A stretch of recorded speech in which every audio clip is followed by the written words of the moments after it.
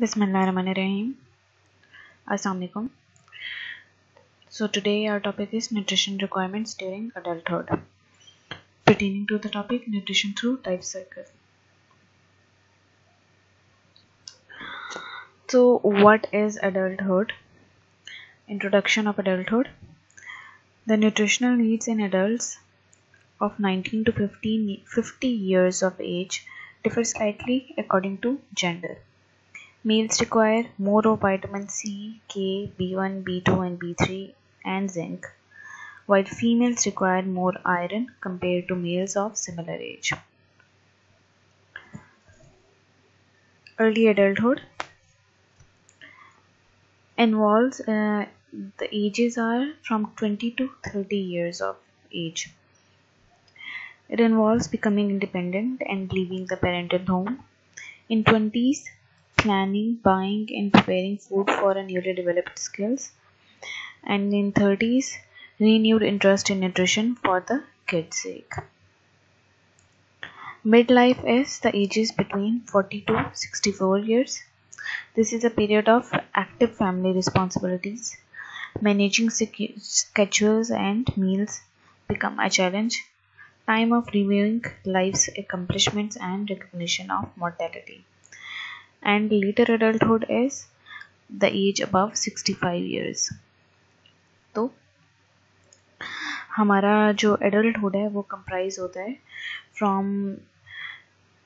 comparatively from 20, 21, 22 years to the later years, बिल्कुल elderly plus years तक. तो जो न्यूट्रिशन नीड्स हैं एडल्ट्स की वो जेंडर के हिसाब से थोड़ा सा फ़र्क आता है उनमें. मेल्स की थोड़ी सी डिफरेंट होती हैं और फीमेल्स की थोड़ी सी डिफरेंट होती हैं according to their bodies and according to their physiological functions of the bodies.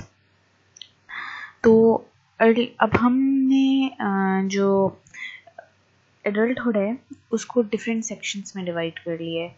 Early adulthood, mid life and later adulthood. Early adulthood जो होगा वो आपका टाइम होता है from 20s to your 30s. इसमें नॉर्मली जो एडल्ट्स हैं दे बिकम इंडिपेंडेंट. ठीक है, वो अपनी रिस्पॉन्सिबिलिटीज़ लेते हैं. फॉर एग्जांपल जॉब है तो जॉब स्टार्ट करते हैं, अपना घर मूव करते हैं. For example they start a family, शादी होती है, बच्चे होते हैं. ठीक है, तो ये वो वाला टाइम होता है आपका. देन मिड लाइफ आपकी स्टार्ट होती है 40 से 65 years ऑफ एज. तो आपकी जो 46 से 64 years ऑफ एज है ये आपका टाइम होता है जो जिसमें आप फैमिली रिस्पॉन्सिबिलिटीज़ मैनेज कर रहे होते हैं. ये आपका एक्टिव पीरियड होता है. इस वक्त तक आपके लिए मील्स भी चैलेंज बन जाते हैं कि आप जो है you are more concerned about food और इस तरह से. और दूसरा आप अपनी लाइफ में काफ़ी इस वक्त तक सेटल हो चुके होते हैं. Your kids start growing up in this age and in later adulthood ये आपका एल्डरली टाइम स्टार्ट हो जाता है. तो these are the years of adulthood. Now physiological changes of adulthood. Adults stop growing by the 20s and their bone density continues until 30 year of age. अच्छा, growth जो है वो स्टॉप होती है. हमारा जो फिजिकली स्टेचर ग्रो हो रहा होता है वो नॉर्मली टीनेज ईयर्स के बाद मेल एंड फीमेल्स में दोनों में स्टॉप हो जाता है. तो मैक्सिमम जो ग्रोथ होती है वो 20 years ऑफ एज तक होती है. समटाइम्स कुछ केसेस में 21, 22 years तक भी होती है, but then the body stops growing. उसके बाद तो जो वो एक टाइम था रैपिड ग्रोथ का और rapid energy requirement and needs का वो ख़त्म हो जाता है एडल्टहुड में आके.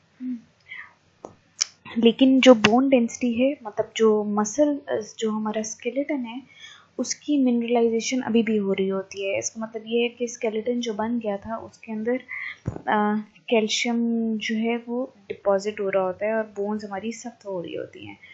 तो बोन डेंसिटी हमारी फिर भी बढ़ती रहती है. और पीक बोन डेंसिटी हमारी 30 इयर्स ऑफ एज तक होती है। तो 30 इयर्स ऑफ एज तक अगर आपकी हेल्दी लाइफ हैबिट्स हैं, अगर आप रोज़ाना दूध पी रहे हैं, फिज़िकल एक्टिविटी आपकी अच्छी है, तो आपकी बोन्स जो हैं बहुत अच्छी स्ट्रॉन्ग हो जाती हैं। और स्ट्रॉन्ग बोन्स आपको रिक्वायर होती हैं शुरू में, जब आप एक्टिव होते हैं, हेल्दी होते हैं, एडल्ट होते हैं, आपको फील नहीं होता चाहे आपकी बोन्स वीक ही क्यों ना हो। लेकिन वो जो वीकनेस है वो आपको पता चलती है लेटर ईयर्स ऑफ लाइफ में, जब जॉइंट पेन स्टार्ट हो जाती है, स्केलेटन, जो बूढ़े लोग होते हैं उनकी कमर झुक जाती है। ठीक है, बहुत बूढ़े लोग होंगे तो उनकी कमर झुकती है, लेकिन जो अभी इतने ज़्यादा बूढ़े नहीं भी हुए होते हैं लेकिन उनका पोस्चर ख़राब हो जाता है, उनकी कमर झुक जाती है। तो वो इसी वजह से होता है क्योंकि उनके स्केलेटन्स जो हैं उनका पीक बोन डेंसिटी अचीव नहीं हुई होती, just because they had poor food habits. तो बोन डेंसिटी हमारी इंक्रीज होती है 30 इयर्स ऑफ एज तक। तो उस वक्त तक अगर आपकी अच्छी हैबिट्स होंगी तो आपकी अच्छी बोन डेंसिटी होगी। Next, muscular strength peaks around 25 to 30 years of age. फिर बोन के अलावा अब जो मस्कुलर स्ट्रेंथ है वो भी हमारी 25 to 30 इयर्स ऑफ एज तक पीक करती है। तो if you have good food habits, if you have proper physical activity schedule और टाइम टेबल, तो आपकी अच्छी मसल्स डेवलप हो जाते हैं पूरी बॉडी में। और इसके अलावा मस्कुलर स्ट्रेंथ अच्छी डेवलप हो जाती है। दैट मीन्स कि लेटर ईयर्स इन लाइफ आप अच्छे तरीके से अगर आप काम कर पाएँ, चल फिर पाएँ विदाउट एनी पेन, जैसे कि आजकल आप नॉर्मली सुनते होंगे एडल्ट्स को कहते हुए, कंप्लेन करते हुए कि कुछ काम किया उन्होंने तो थक गए हैं, पेन है, बॉडी में पेन है। तो वो जो है दैट्स बिकॉज उनकी पर्टिकुलर जो मस्कुलर स्ट्रेंथ है वो अचीव नहीं हुई होती है। Then next, decline in size and mass of muscle and increase in body fat. तो तकरीबन ये आपका 30 इयर्स के बाद आहिस्ता आहिस्ता वेरी स्लोली आपका जो है जो मसल मास है उसका साइज कम हो जाता है, मतलब Aahista Aahista muscles start wasting away और बॉडी फैट इंक्रीज हो जाता है। इसके अलावा फ्लेक्सिबिलिटी जो है वो भी आहिस्ता आहिस्ता कम होना शुरू हो जाती है बॉडी में। तो ये फिजियोलॉजिकल चेंजेस आते हैं एडल्टहुड में। डेक्सटेरिटी भी यही होता है कि आपकी जैसे एक प्रॉपर शेप है, मेंटेनेंस है। जैसे फॉर एग्जांपल हमारी स्किन टाइट होती है व्हेन वी आर एडल्ट्स, लेकिन आहिस्ता आहिस्ता आहिस्ता आहिस्ता एज के साथ साथ स्किन ढीला होना शुरू हो जाती है, गिरना शुरू हो जाती है। तो प्रॉपर एक जो फर्मनेस थी वो ख़त्म हो जाती है। तो दिस इज़ कॉल्ड डेक्सटेरिटी। आपकी इवन पूरी बॉडी भी जो है, बॉडी के कर्व्स हैं, दे स्टार्ट फेडिंग अवे। तो this is what it means by flexibility and firmness. Next, estimating energy needs in adults. So energy needs in adults can be estimated by Harris-Benedict equation. For males it is REE is equal to 10 multiplied by weight plus 6.25 multiplied by height minus 5 multiplied by age plus 5. And for females, REE is equal to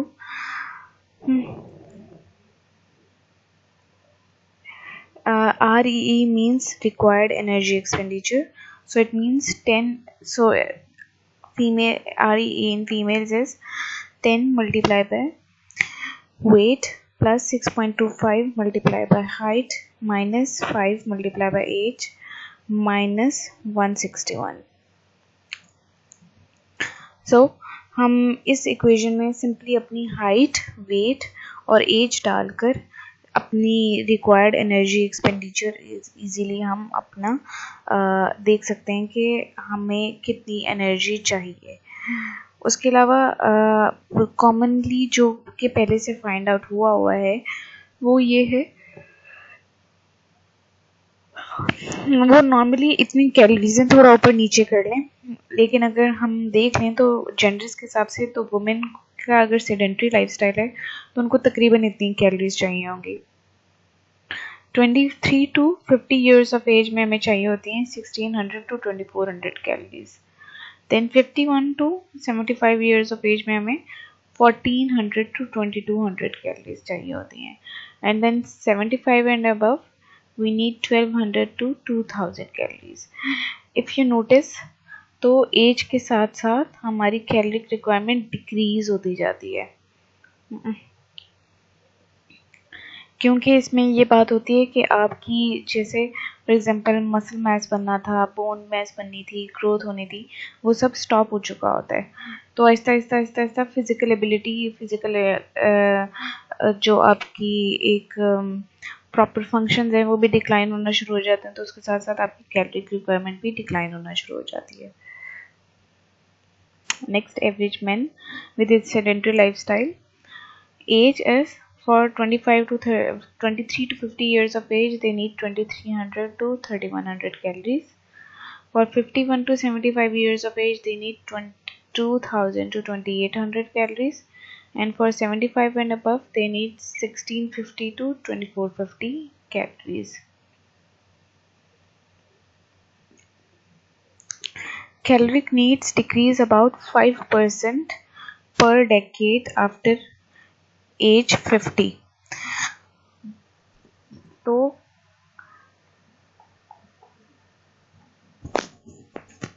तो इसमें आपको जो है तकरीबन हर एक decade के बाद, ठीक है, decade meaning 10 years, 5% caloric needs decrease हो जाती हैं। क्यों होती हैं डिक्रीज? क्योंकि फिजिकल एक्टिविटी कम हो जाती है, मसल मास डिक्रीज होना शुरू हो जाता है और मेटाबॉलिज्म नेचुरली कम होना शुरू हो जाता है। So caloric needs decrease with age as physical activity, muscle mass and body's metabolism slow down. Caloric needs tend to decrease about 5% per decade. As a result, the RDA of calories for adults decrease slightly after age 50. Careful meal planning is important for older adults in order to get all the nutrients they need in fewer calories. तो क्योंकि अक्सर, अच्छा अब इसमें ये होता है, ये हमारी जनरल प्रैक्टिस है कि फॉर एग्जांपल अगर कुछ लोगों की आदत थी, जो कि उनकी एडोलेसेंट ईयर्स से आदत थी कि वो 2 रोटियां खाते हैं, अब तो एडोलेसेंट ईयर्स में ग्रोथ हो रही थी, फिजिकल एक्टिविटी एक्सट्रीम पर थी, तो इस वजह से उनकी जो है उनको तकरीबन 2 रोटियां खाना जो है ठीक था उनके लिए। लेकिन जैसे जैसे एज बढ़ती जाती है, जैसे 30 अबव चले गए जब, तो तब भी उनकी आदत जो है 2 रोटियां खाने वाली ही होती है। और इसी तरह से एज के साथ साथ इवन वो जब बूढ़े हो जाते हैं तो वो 2 रोटियां खाते हैं, लेकिन वो ये बात भूल जाते हैं, स्पेशली एडल्ट्स, के टाइम के साथ साथ उनको they need to cut back on their portion sizes. तो टाइम के साथ साथ उनको इतने बड़े पोर्शन साइजेस की ज़रूरत नहीं होती है। तो इस वजह से, क्योंकि जो नॉर्मली एडल्ट्स होते हैं, नॉर्मली जो लोग होते हैं, उनकी जो आदत उनके एडोलेसेंट ईयर्स में होती है, वो आदत उनकी पूरी ज़िंदगी चलती है। इस वजह से वो रियलाइज़ नहीं करते और इस वजह से बहुत ज़्यादा इंडिविजुअल्स हमारे इर्द गिर्द ओवरवेट हैं। आप हमेशा देखेंगे कि जो एडल्ट्स होंगे, जैसे जैसे लोग एडल्ट्स होंगे या एज में बढ़ते जाते हैं, वैसे वैसे उनका वेट बढ़ता रहता है। उनका वेट इस वजह से बढ़ता है क्योंकि वो पोर्शन साइजेस अपने कम नहीं करते और खाना क्योंकि कैलोरिक नीड्स कम हो रही होती हैं, तो उसके हिसाब से उनके खाना भी उनको कम खाना चाहिए।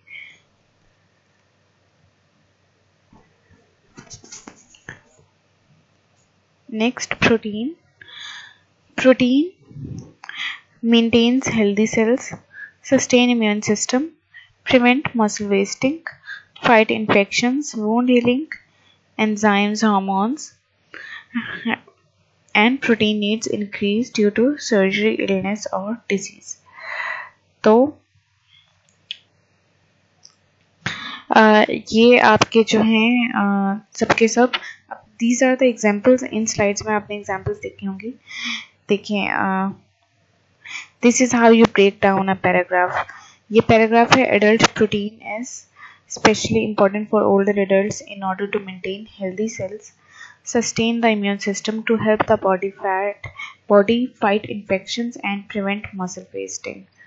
Protein is also needed for wound healing and to make enzymes and hormones. As a result, protein needs may actually increase due to surgery, illness or disease. So this paragraph is broken down into simple headings और points. तो इस तरह से points बना के आप simple paragraph को याद कर सकते हैं, तो याद करने में भी आसान होता है. और दूसरा, इस तरह से लिख लें आप तो you can simply relay your information. तो पेपर में इस तरीके से लिखने से भी आसान हो जाता है. तो ये तरीके हैं जिनके ज़रिए से आप इजीली अपना पैराग्राफ ब्रेक डाउन करके उसको आसान वर्ड्स में बना सकते हैं. मतलब इतना पैराग्राफ पे पता नहीं चलता, लेकिन अगर आप सिंपल पढ़ ले तो आपको पता चल जाएगा कि क्या है. प्रोटीन हमें चाहिए होता है हेल्दी सेल्स मेंटेन करने के लिए, इम्यून सिस्टम मेंटेन करने के लिए, मसल वेस्टिंग प्रिवेंट करने के लिए, क्योंकि मसल अगर प्रोटीन कम होगा तो मसल्स ब्रेक डाउन होना शुरू हो जाते हैं, इन्फेक्शंस फाइट करने के लिए, वुंड हीलिंग के लिए, एंजाइम्स और हार्मोन्स बनाने के लिए, और दूसरा अगर सर्जरी हो, इलनेस हो या डिजीज़ हो तो तब भी प्रोटीन इनटेक या प्रोटीन रिक्वायरमेंट इंक्रीज कर जाती है. Now protein requirements for adults. Protein in adult needs 0.8 gram per kg. So some studies report older adults may need more protein from 1.0 to 1.25 gram per day. Because caloric needs decrease, make lower fat choices. The dietary reference intake for protein for adults above 18 years of age and older is 0.8 gram per kg of body weight. However, some research indicates that older adults may need slightly more protein because अच्छा, तो इसमें जो है normally जो है adults की need होती है 0.8 ग्राम, और जो ओल्डर एडल्ट्स हैं, बिल्कुल जो ओल्डनेस की तरफ जाते हैं, उनकी जो है प्रोटीन इनटेक या नीड्स इंक्रीज कर जाती हैं और उनको चाहिए होता है 1.0 to 1.25 ग्राम पर डे. तो अब जो, क्योंकि इसमें ऐसा इसलिए होता है कि कैलोरिक नीड्स डिक्रीज कर जाती हैं, ठीक है. तो अगर आपको प्रोटीन चाहिए और प्रोटीन इंटेक आपकी इंक्रीज कर जाती है, तो प्रोटीन आपने इस तरह का लेना है जो लोअर फैट चॉइसेस का प्रोटीन हो, ठीक है. तो इसमें हम देख लेते हैं. Because caloric needs decrease, protein must be obtained from lower fat choices of high quality protein such as lean meats, poultry, fish and eggs, non-fat and low fat dairy milk products and legumes. तो ये हैं आपकी सबके सब आपकी examples जो कि lower fat choices हैं लेकिन क्वालिटी में हाई क्वालिटी प्रोटीन प्रोवाइड करती हैं. Now, many older adults limit meat and dairy foods to lower fat for weight loss. However, lowering fat in the diet doesn't mean omitting meat and dairy products. These foods are part of a well-balanced diet and there are many low-fat choices available. तो अपनी caloric needs या अपनी wait के लिए, wait के concern के लिए older adults को मीट या डेयरी प्रोडक्ट्स अवॉइड करने की ज़रूरत नहीं है, ठीक है. आप जो है बाकी वेल बैलेंस्ड अगर डाइट लें, ठीक है, और लो फैट चॉइसेस लें तो this is enough. Next is fat. Fat is the most concentrated source of food energy. Fat helps form cell membranes, carries the fat-soluble vitamins A, D, E, and K. Fat also provides the essential fatty acids the body cannot make. तो जो fat है उसके functions ये हैं कि ये आपको सब पता है कि कंसनट्रेटेड फूड एनर्जी है और सेल मेम्ब्रेन्स बनाता है, फैट सॉल्युबल विटामिन्स को कैरी करता है, तो उसके अलावा एसेंशियल फैटी एसिड्स प्रोवाइड करता है। तो too much fat increases the disease risk, limit total fat to 20 to 35% or less of total calories and saturated fat to 10% or less of total calories। तो जितनी भी हमारी टोटल रिक्वायरमेंट है, caloric requirement है, तो उन कैलोरीज में से 20 to 30% सिर्फ फैट से आनी चाहिए और बाकी जो है कार्बोहाइड्रेट और फैट प्रोटीन से आनी चाहिए। तो और उसके अलावा अब उन फैट्स में से भी जो है अगर 20 to 30% है फैट की सोर्सेज, तो उनमें से सिर्फ 10% आपकी सैचुरेटेड फैट और बाकी सब आपकी पॉली अनसैचुरेटेड या मोनो अनसैचुरेटेड फैट होनी चाहिए। तो limit fat intake by choosing lean cooking, clean and limiting added and hidden sources of fat. तो आप फैट इस तरह से लिमिट कर सकते हैं कि लीन ऑप्शंस लें और लीन ऑप्शंस कुक करें और एडेड फैट या हिडन सोर्सेज ऑफ फैट को अवॉइड करें।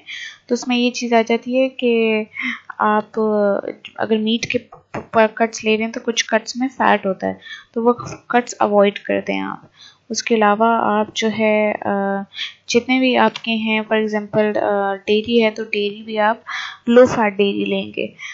तो इसके अलावा एडेड फैट जो है वो बहुत ज़्यादा कम होनी चाहिए। जैसे for example dried deep fried food होता है तो वो फैट में फ्राई होता है, तो ये एडिड फैट है, तो इस तरह की फैट आपकी कम होनी चाहिए सोर्सेस।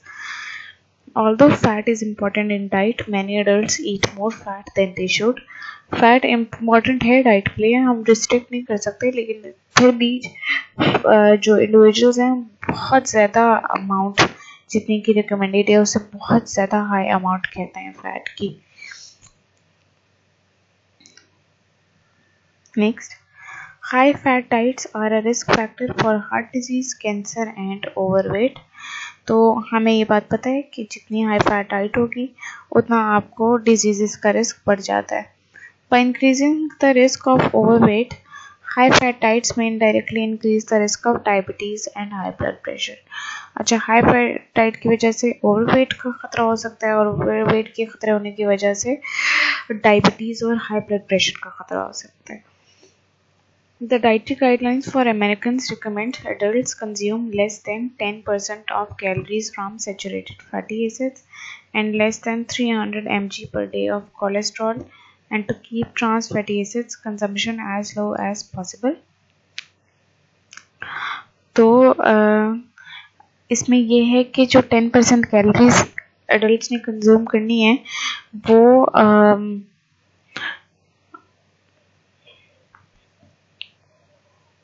वो आपकी जो है कंपैरेटिवली 30% टोटल कैलोरी में से 10% होनी चाहिए, ठीक है। और 300 mg पर डे जो है कोलेस्ट्रॉल या इससे कम होना चाहिए, और ट्रांस फैटी एसिड्स की कंजम्पशन सबसे ज़्यादा लो होनी चाहिए। तो with most fat coming from sources of polyunsaturated and monounsaturated fatty acids such as fish, nuts and vegetable oils। तो जो फैट की सोर्सेज हैं वो पॉलीअनसैचुरेटेड, मोनोअनसैचुरेटेड होनी चाहिए। इसकी एग्जांपल है fish, nuts and vegetable oils. Fat intake can be lowered by choosing lean meats and low-fat dairy products, using low-fat preparation methods, and limiting the use of added or hidden sources of fat। तो fat की जो है वो हमने इसी तरह से करनी है कि लो फैट फूड बनाएं और जितने भी एडेड या हिडन सोर्सेज ऑफ फैट है उनको अवॉइड करें। Next is carbohydrates. Carbohydrate foods provide energy for body cells and central nervous system. Complex carbohydrate foods also provide vitamins, minerals and fibers. 50 to 60% of total calories should come from carbohydrates. Adequate carbohydrate is needed to protect protein from being used for energy। तो carbohydrate से body को energy मिलती है, central nervous system को energy मिलती है। उसके अलावा कार्बोहाइड्रेट सोर्सेज जो होती हैं वो हमें विटामिन्स, मिनरल्स और फाइबर प्रोवाइड करती हैं। और तो हमारी जो कार्बोहाइड्रेट इनटेक है वो 50 to 60% होनी चाहिए फॉर टोटल कैलोरिक नीड्स। तो एडिक्वेट कार्बोहाइड्रेट जो है हमें लेनी चाहिए, हमें रिस्ट्रिक्ट नहीं करनी चाहिए, ताकि प्रोटीन जो है उसको बचाया जा सके, उसके बॉडीली फंक्शंस के तरफ प्रोटीन का फोकस हो। तो प्रोटीन को स्पेयर करने से आप स्पेयर कर सकते हैं अगर आप एडिक्वेट कार्बोहाइड्रेट सोर्सेज लें। Most should come from complex carbohydrate foods, cereals, grains, legumes, vegetables and fruits। तो कार्बोहाइड्रेट सोर्सेज जो हैं या कार्बोहाइड्रेट आप फूड जो ले रहे हैं वो कम्प्लेक्स कार्बोहाइड्रेट फूड लें, जैसे कि ग्रेन्स हैं, सीरियल्स हैं, लेग्यूम्स हैं, वेजिटेबल्स और फ्रूट्स हैं, इस तरह की चीज़ें हैं। These foods not only provide carbohydrate but they also provide vitamins, minerals and fibers। तो ये भी हमें मिलते हैं एडेड बेनिफिट्स। उसके अलावा सिंपल कार्बोहाइड्रेट्स और sugar rich foods should be limited. तो जो इतने भी सिंपल कार्बोहाइड्रेट्स हैं जैसे कैंडीज हो गई, चॉकलेट्स हो गई, तो उनको आपको अवॉइड करना चाहिए। So this is it for today.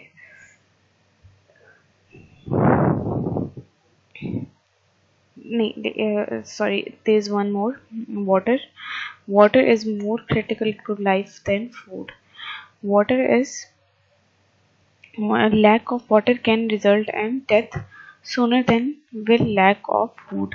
तो पानी बहुत ज़्यादा ज़रूरी है, स्पेशली ओल्डर एडल्ट्स के लिए बहुत ज़्यादा ज़रूरी है, क्योंकि ओल्डर एडल्ट्स को डिहाइड्रेशन का चांस बहुत ज़्यादा हाई होता है। Older adults need at least 6 to 8 cups of water each day।